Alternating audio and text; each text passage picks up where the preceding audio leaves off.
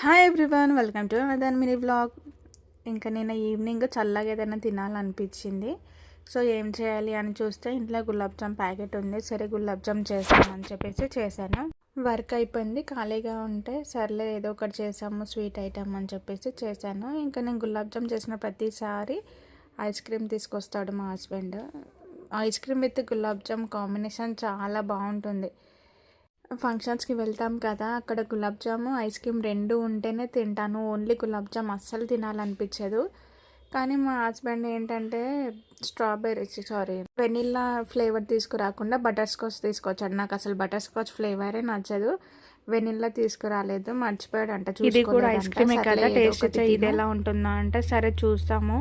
కానీ నాకు ఎందుకో బటర్ స్కాచ్ తింటున్నాను కానీ అంతగా సాటిస్ఫాక్షన్ అవ్వలేదు. వెనిల్లా ఉంటేనే నాకు చాలా ఇష్టం vanilla ice cream with gulab jam.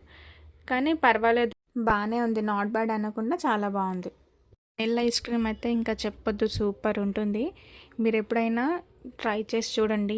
ఈ రెండు కాంబినేషన్ తినకపోతే ఒకసారి ట్రై చేయండి. Gulab jam with vanilla ice cream super అంటే సూపర్ ఉంటుంది. ఈ వీడియో కనుక మీకు నచ్చినట్టయితే please like and subscribe, support మీ. Thanks for watching. బాయ్.